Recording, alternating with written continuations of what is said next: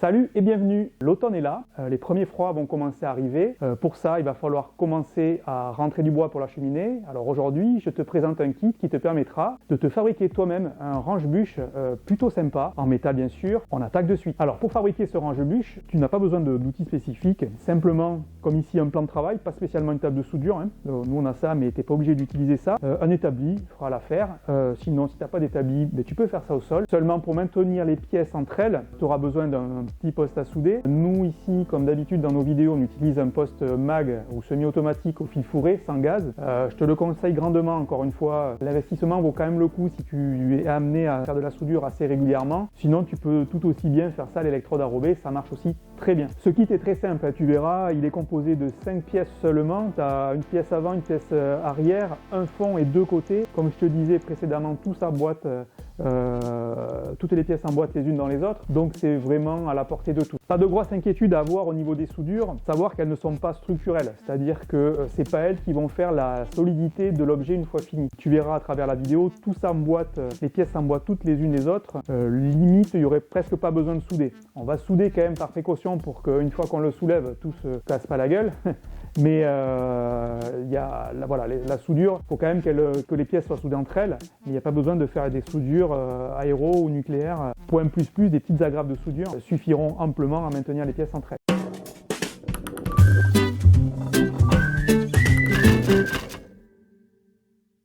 Avant d'attaquer vraiment et que tu puisses bien voir ce que je fais de mes 10 doigts, je vais m'équiper d'une GoPro comme d'habitude.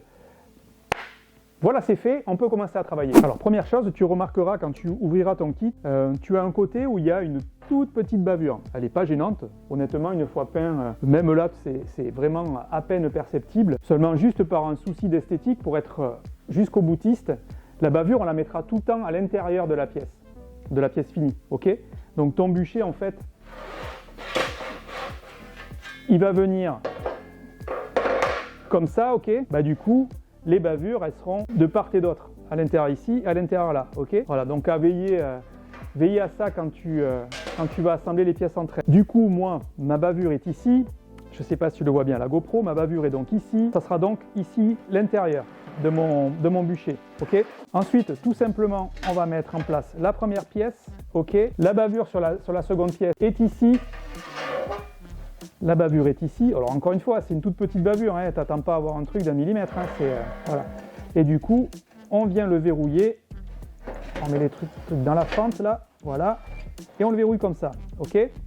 Donc là, c'est encore un petit peu branlant, c'est normal. Il va falloir qu'on immobilise tout ça. Ce sont les dernières pièces en fait qui vont immobiliser le tout, ok? Là, même logique, ok? Ma bavure est ici, de ce côté. Donc, ça va venir à l'intérieur, ok? Donc là, on vient enficher ça comme ça. D'accord? Tout simplement. Voilà. Déjà, tu vois, le simple fait d'avoir mis un côté, ça lui calme un peu l'envie de bouger. Et dernière pièce, tu vois, c'est vraiment enfantin. Les bavures sont de ce côté. Donc, intérieur toujours.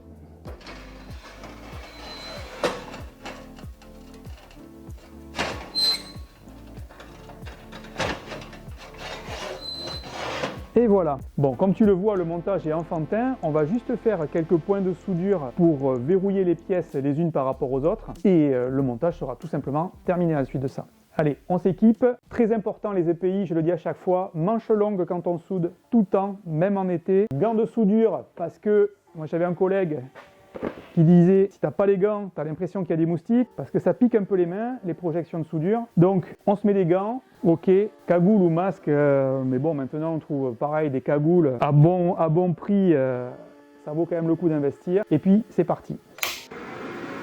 Comme je te disais, on a pour objectif de fixer les pièces entre elles, mais il y a quand même aussi un objectif esthétique. Pour ça, on va essayer de faire des soudures à des endroits où elles se verront le moins. Toujours pareil, là où ça se verra le moins, c'est à l'intérieur. Quand tu auras le bois, quand tu auras ton bûcher qui sera rempli de bois, les soudures se verront plus. Donc, on va les faire principalement à l'intérieur, ok? Donc, en fait, tout simplement, on va aller faire des cordons. On va faire des soudures, je sais pas, tous les 15 cm à peu près, partout à l'intérieur, tout simplement. Allez, c'est parti. Mets ta cagoule derrière l'écran.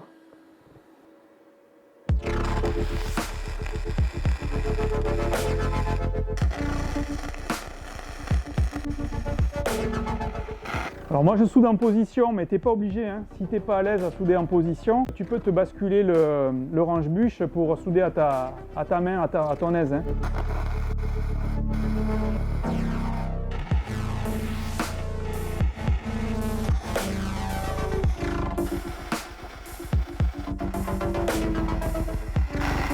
Alors là, je suis pas à ma main pour aller souder là, je retournerai après. Je vais d'abord privilégier en bas et puis je retournerai après.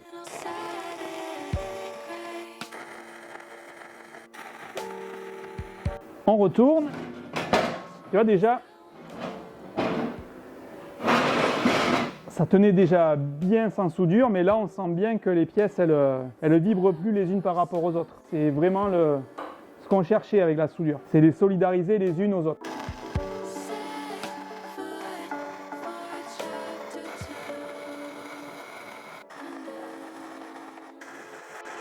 Donc voilà, c'est soudé.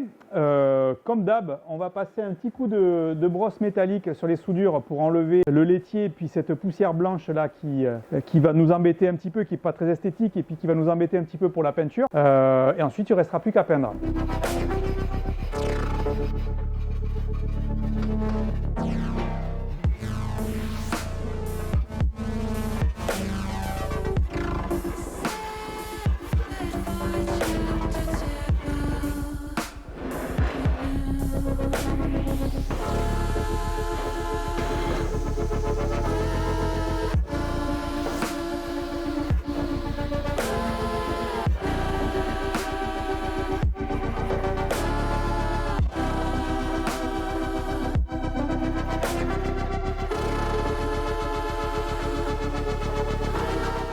Toujours pareil, une fois que c'est froid, un petit coup de chiffon, donc comme je disais, pour enlever cette poussière blanche. On a déjà un petit peu enlevé avec la brosse métallique, mais ça fera un meilleur résultat avec le chiffon.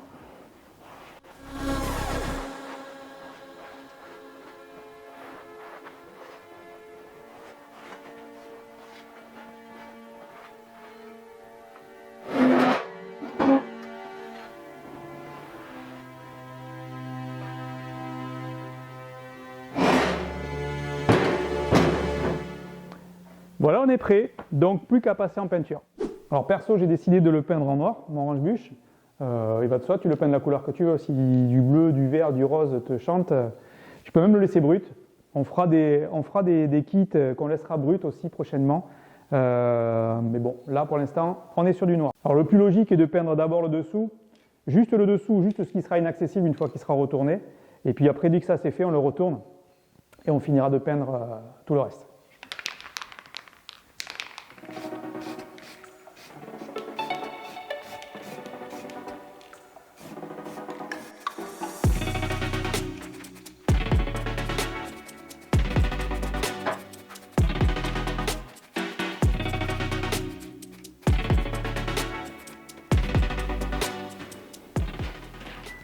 Alors voilà pour le dessous, on va retourner ça.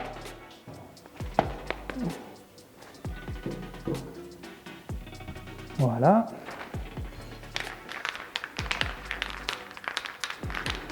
Et là on fait le reste.